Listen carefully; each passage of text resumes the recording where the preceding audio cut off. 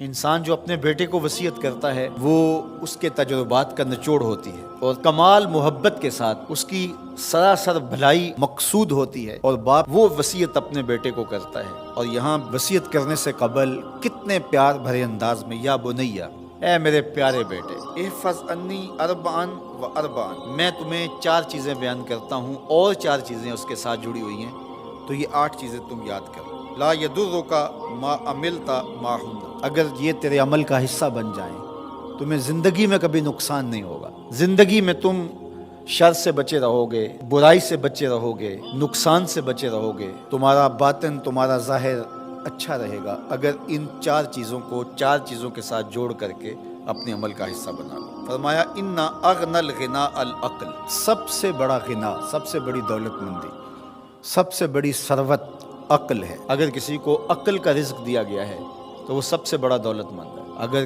اس کے پاس مال و متاع بہت سارے ہیں لیکن بے وقوف ہے تو وہ دولت مندی نہیں ہے۔ وَأَكْبَرُ الْفَقْرِ الْحُمْقُ، اور سب سے بڑا فقر اور سب سے بڑی محتاجی جہالت ہے۔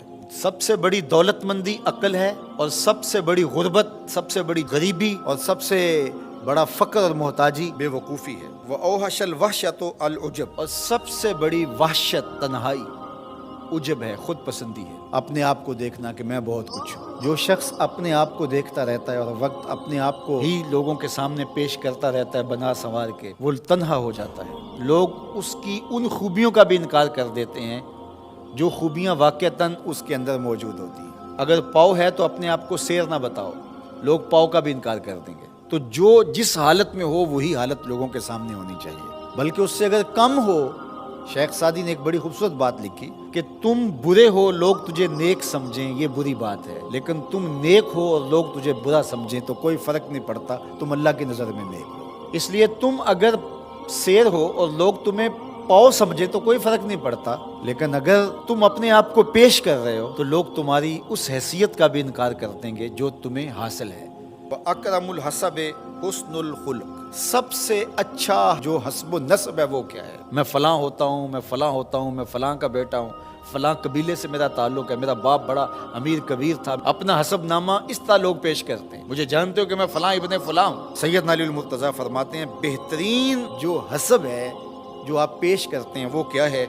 حسن الخلق، تمہارے اخلاق کیسے ہیں، تمہارا خلق گواہی دے گا کہ تم اچھے خاندان کے چشم و چراغ۔ مشکانست کے خود ببوئت نہ کہ عطار بگوئت۔ فارسی کا ایک مقولہ ہے کہ خوشبو وہ ہوتی ہے جو خود بتائے کہ میں خوشبو ہوں۔ خوشبو بیچنے والا بتاتا پھر ذرا سونگھ کے دیکھیے یہ بڑی اچھی خوشبو ہے، ذرا سونگھیے۔ کہا یہ بتانے کی ضرورت نہیں۔ حضرت علی المرتضیٰ فرماتے ہیں تمہارے خلق کی خوشبو سے لوگ سمجھ جائیں گے یہ کون ہے، تمہارے اخلاق اتنے اچھے ہوں کہ لوگ پہچان جائیں تم کون ہے۔ تو بہترین حسب و نسب کیا ہے؟ اپنے بیٹے حضرت امام حسن رضی اللہ تعالیٰ عنہ کو بتا رہے ہیں، مجھے بتائیے امام حسن سے بہتر نسب اور حسب کس کا ہو سکتا ہے؟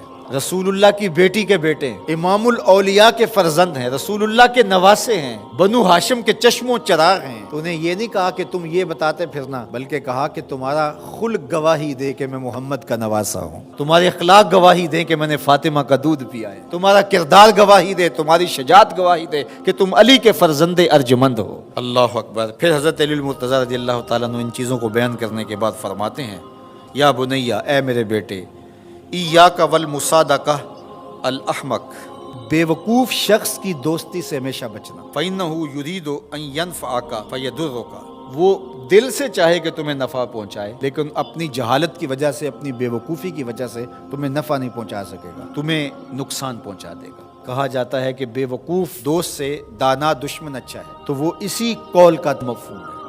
آپ نے اپنے بیٹے حسن کو یہ نصیحت کی، یہ نصیحت پلے باندھنے، اور کبھی بھی جاہل اور بے وقوف سے دوستی نہ رکھیں، اس سے رویہ اچھا رکھیں، سلوک اچھا کریں، اس کے لیے خیر کا ذریعہ بنیں آپ۔ یہ مطلب نہیں کہ بے وقوف کو آپ سلام بھی نہ کریں، لیکن دوستی اعتماد آپ اس پہ نہیں کر سکتے۔ وَإِيَّاكَ وَمُصَادِقَةَ الْبَخِيلِ، اور بخیل سے کبھی بھی دوستی نہ لگانا۔ فَإِنَّهُ يَبْعُدُ عَنْكَ أَحْوَجَ مَا تَكُونُ إِلَيْهِ، اس لیے کہ جب تجھے انتہائی ضرورت کا وقت آئے گا تو وہ تجھ سے دور ہٹ جائے گا، اور تو اس پہ توقع لگائے ہوئے ہوگا کہ میرا دوست ہے اور اوکھے ویلے میرے کام آئے گا، لیکن اوکھے ویلے وہ کام نہیں آئے گا۔ تو بخیل سے دوستی کا رب نہیں رکھنا۔ وَإِيَّاكَ وَمُصَادَقَةَ الْفَاجِرِ، بدکار شخص سے کبھی دوستی نہ رکھ، برے شخص سے کبھی دوستی کا رشتہ نہ جوڑنا۔ فَإِنَّهُ يَبِيعُكَ بِالطَّافَةِ، جو فاسق و فاجر ہے، برا شخص ہے، بدکار ہے، اس سے دوستی نہ رکھنا، اس لیے کہ وہ بہت تھوڑی قیمت میں تجھے بیچ دے گا۔ اور آخری بات، وَإِيَّاكَ وَمُصَادَقَةَ الْكَذَّابِ، جھوٹے آدمیوں سے کبھی دوست نہیں رکھنا۔ فَإِنَّهُ كَالسَّرَابِ يُقَرِّبُ عَلَيْكَ الْبَعِيدَ وَيُبْعِدُ عَلَيْكَ الْقَرِيبَ، وہ بعید کو تجھے قریب دکھائے گا، قریب کو تجھے بعید دکھائے گا۔ جو چیز قریب ہوتی ہے، جو سراب ہوتا ہے تو دور سے پانی دکھائی دیتا ہے، لیکن جب قریب جا کے دیکھتے ہیں تو سراب ہوتا ہے، پانی نہیں ہوتا۔ تو کہا وہ بھی سراب کی طرح ہوتا ہے، کذاب، جھوٹ بولنے والا، جو تجھے وہ نقشہ کھینچے گا جو ہوگا نہیں، تجھے وہ چیزیں بتائے گا جو نفس العمل میں نہیں ہوں گی، اور تو ایک مغالطے میں مارا جائے گا۔ یہ ہے حضرت سیدنا علی المرتضیٰ رضی اللہ تعالی عنہ کے وہ اقوال نور، جن کی گہرائی، گیرائی اور حکمت سے بھرے ہوئے یہ کلمات سے پھوٹتے ہوئے اجالے ہماری زندگی کو ایک اسلوب دیتے ہیں۔